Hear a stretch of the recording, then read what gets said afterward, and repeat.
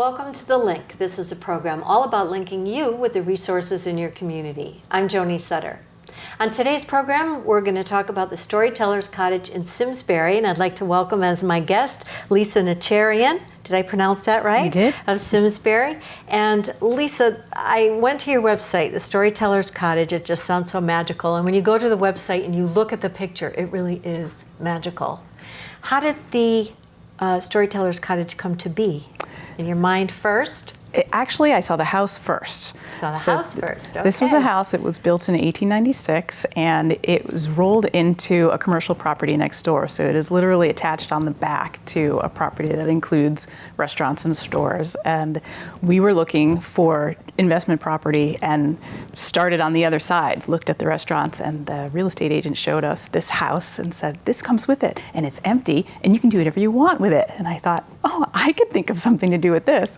And I been a book nerd for my entire life and had been tossing around some ideas, but I didn't have anything set until I saw the house.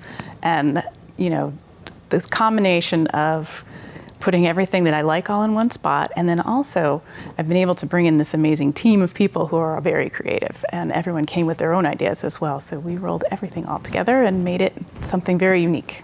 Well, we have your website at the end of the program so people can, and we certainly do encourage people to go to the website and see all of your offerings because we're never going to talk about them all right now. But I would like to say that you hold a master's degree in educational psychology, a master's in mass communication, and a bachelor's in psychology. You really are very accomplished, and you decided that this is what you wanted to do because you've done teaching, you've done other things in your career, and you said, okay, this is time for me to do it this way. And so how did that brainchild begin to work as now you see the building and you say, okay, I can make this happen? And what was your first thought of what we're going to make the Storytellers Cottage into? I think in the back of my mind for a long time, I had been thinking that I personally was looking for something more stimulating to do. When you think to yourself, what can I do today? I could read, I could watch TV, we can go out, we can eat, we can go to the movies. Okay, now what?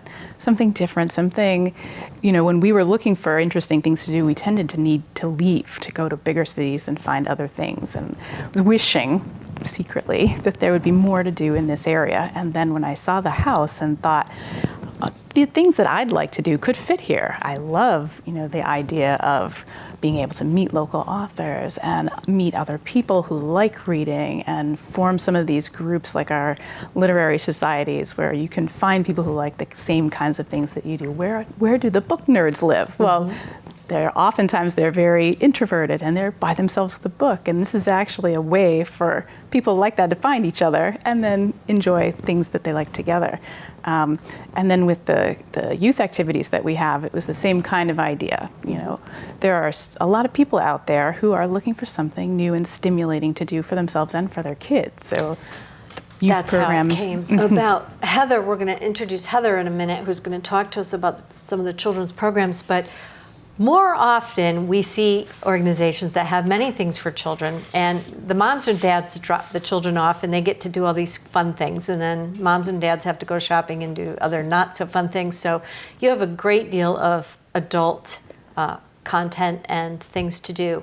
And let's talk about some of the writing workshops. I want to just kind of touch on the concerts and the workshops, and let's start with the workshops. Sure.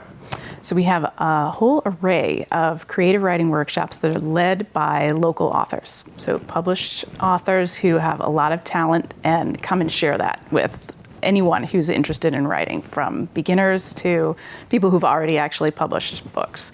And each different class focuses on a different thing. So whatever it is that you might be interested in, you can find a class that will help you get there. If you have a manuscript and you don't know how to get it published, there's a class for that. If you would really like to write about animals or historic fiction or biography or anything, there's a class for each of those things. And they're short and they're at night or on the weekend, so it fits in with your other schedule. And we even have a group of writers called the Storytellers Society that's a free feedback group for writers to get to know each other and offer feedback to each other on works in progress. How many people usually attend these types of events? We can fit up to 8 people in our amazing secret castle room. We have behind a bookcase wall a hidden door, and inside there is a room that looks like a medieval castle, and there's a Knights of the Round table in there, and a lot of our classes happen there, or in our Jane Austen salon, which looks a little more like a dining room, but each of those tables fits 8 people around it, so we limit it to just that many. That's good, so people can really get to know each other. And I was reading 2 others that I thought were really neat, 2 book clubs that I thought were a very interesting concept, and one was the Fair Isle Detectives Club. Tell us about that.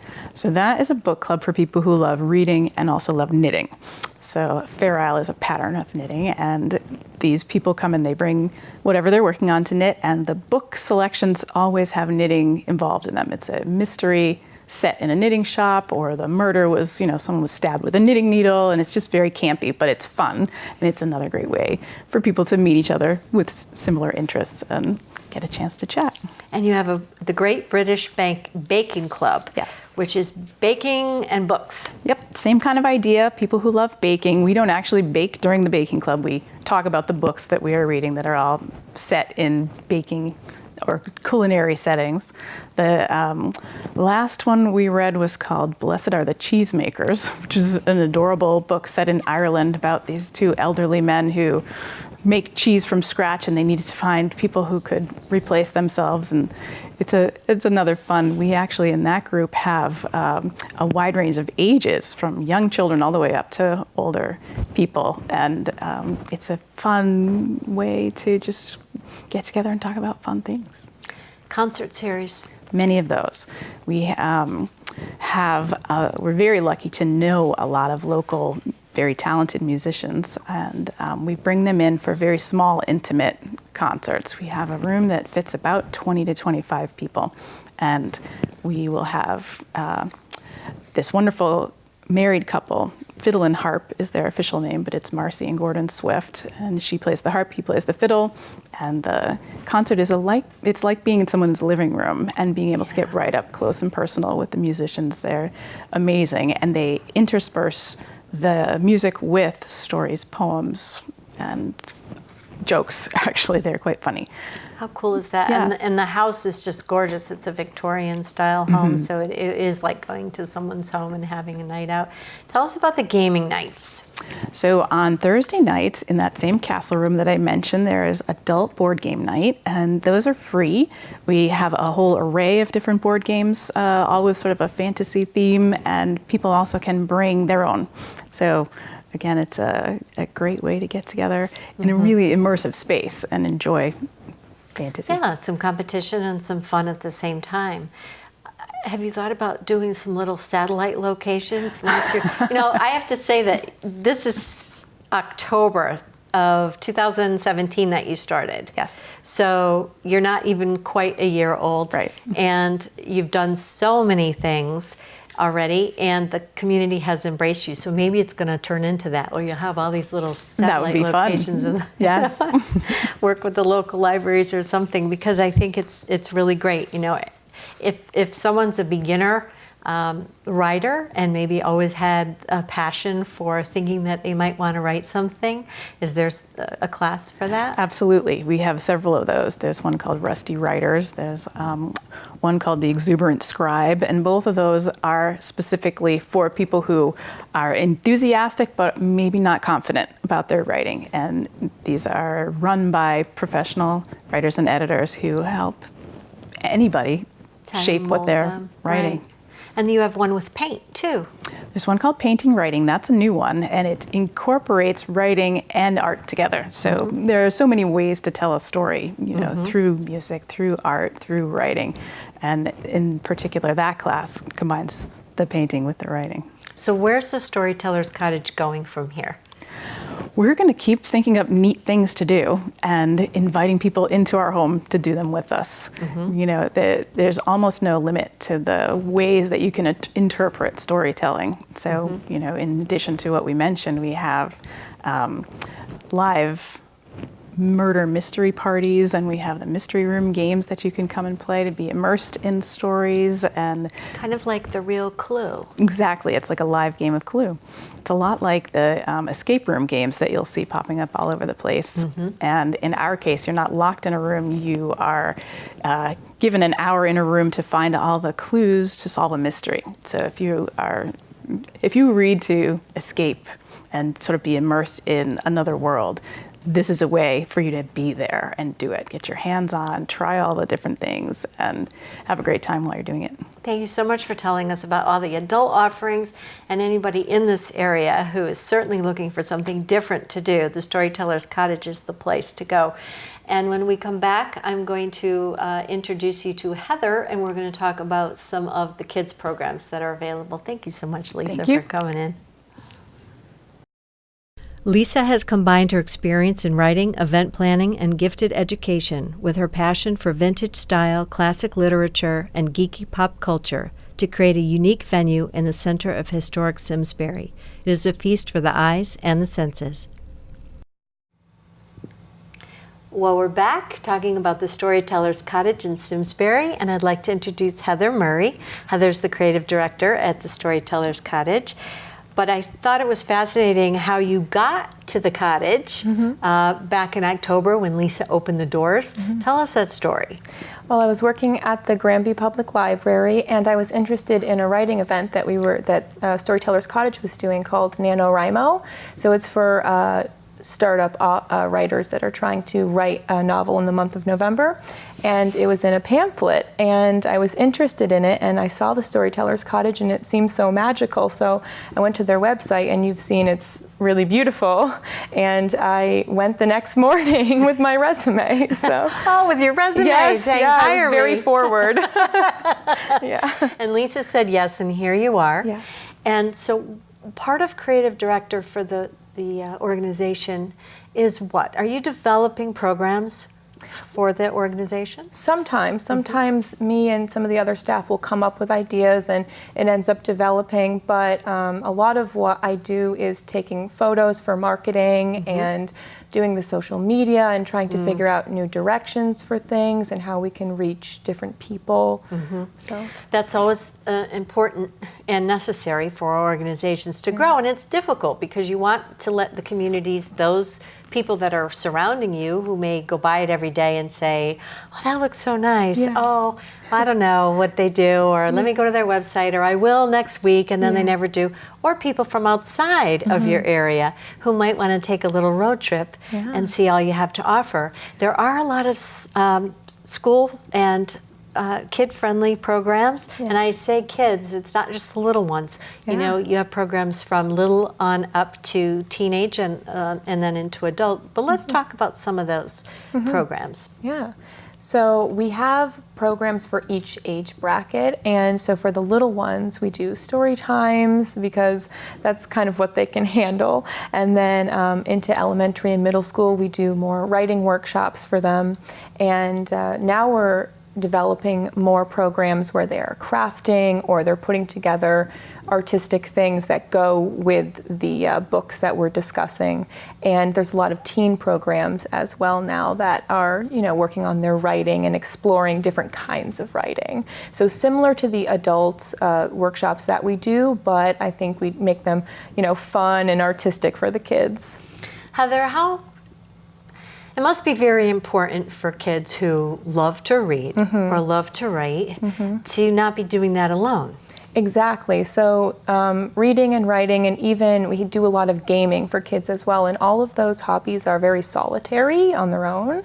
So it's really nice to have a place where they can come and make friends with each other. And it's fun to see, you know, middle school age kids coming and they say, "This is better than Disneyland." Like they're so excited and they're doing writing, you know. So you don't see that a lot. It's very exciting. What kind of games do you offer for kids to play with each other? Yeah, so we do do tabletop gaming. We have different D&D sessions. So we started doing Dungeons and Dragons, and we have different trivia nights for kids. So we try to offer different kinds of games, and I think we're flexible. So if kids came and said, we want to start doing this kind of a thing, we would try to offer that as well. So, we do different things for people. That's wonderful, and you'll see their whole list. I mean, they have ink heart adventures, quill and sword, tea parties. I was wanting to ask Lisa when she was with me, but didn't have an opportunity.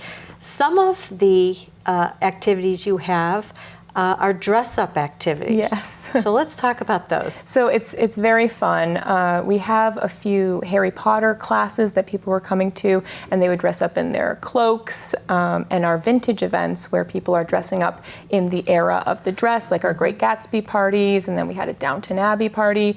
And it's so much fun because we get to dress up if we're working it, and all the guests that dress up, it's very special. People don't really do that so much anymore. No, you can't. I went to the Bushnell to see a show. You pay $200 to go, and you figure you get to dress up. Yeah. No, we went, and there was somebody in jeans. There's where do you go now where you can have that fun? Yeah. Except for Halloween, of right. course. But you did a prohibition dance. Yes. And so, what was the Downton Abbey party like? So the Downton Abbey party was really fun. We had different cocktails. We had 3 different ones that were themed for Downton Abbey, which was really fun. And then we had hors d'oeuvres that were supposed to kind of go with the theme of the show. And it was great because people that love to dress up or love that era got to meet new people. And when we started doing the interactive murder mysteries, it was even more fun because everyone's dressing up, but they're able to participate in the mystery. So it's great. And, we would walk to Storytellers all dressed up, and people on the street would say, "Where are you going?" It's like we're going to another world. Yeah, and they want to come along. Yeah. What's a literary tea party? So we do different tea parties that are themed for different books. So Alice in Wonderland or The Secret Garden. And we try to make it fun by doing, crafts or trying to make it immersive. So sometimes they can dress up. We might theme the tea or the cookies and then do a craft with them. And it kind of, it's a little bit nicer because they're able to do a hands-on thing with the theme. It's a little bit different. Yeah. And I think the whole immersion, sometimes people read books to get lost into that land of the book, but to be able to take that one step further and have the tea that goes with it, or the cookie that maybe was in there, or the dress that was in there, is just a wonderful idea. I think that what Lisa's doing is just great. Now, some of the concerts we had talked about, but are there ones that are specifically designed for a younger set? We had a few authors that songs went with their story. So it was sort of an interactive song and storytelling experience for the kids. But we've actually had, when Marcy came and was doing fiddle and harp concerts, some kids were interested in coming to those too. So we did have young people that actually really enjoyed that as well. So not specifically kid concerts, but a few of them enjoyed coming to all of them. And I'm sure you have your repeat customers who continue to come, but it's always good to invite new folks, and so we're putting this out to the folks in our area to let them know what you have to offer. What are some of the things you're looking for on the horizon here as a creative director? Yeah, so I think we're trying to find more ways to be immersive. We're looking for new ways to do book clubs that are even more interactive, and to do more of our vintage events where we're trying to get people in to have a great time and have a night out that is different than anything that they usually do. So I think we're looking to expand a little bit more, get some more people, and give them more of an immersive experience. It'd be cool to do like wedding parties. Yes, yeah. For maybe a vintage wedding. Yes. And you just do the girls. That's right. And have something like that. Yeah. The adult writing workshops. There are so many that you offer. Yeah. So you have professionals who are teaching these, and I think it's important that people who maybe new or not know anybody and want to come to something like that know that it's led by a professional and that they're going to have a real takeaway and maybe start something new for themselves. Yeah, so on our website with each of our workshops, we put who the instructor is and a little bio so that they can understand what their background is, and I think that helps a little bit. But what's also great is that we try to feature some of the local writers in different things that we do, so that they understand that just because a published author is doing the workshop, they don't have to be scared. It's like first-time writers are coming in, and they're so happy to work with them. So we kind of put a little blurb about who the instructor is, and then on our website we have more of a bio that explains it. Because some writers are very confident in their work, and others are not. Even some of the very good writers, it's true, are not comfortable and feel very intimidated. Yes, with a gathering. So it's nice to see, creating a first draft, nature poetry. Yeah.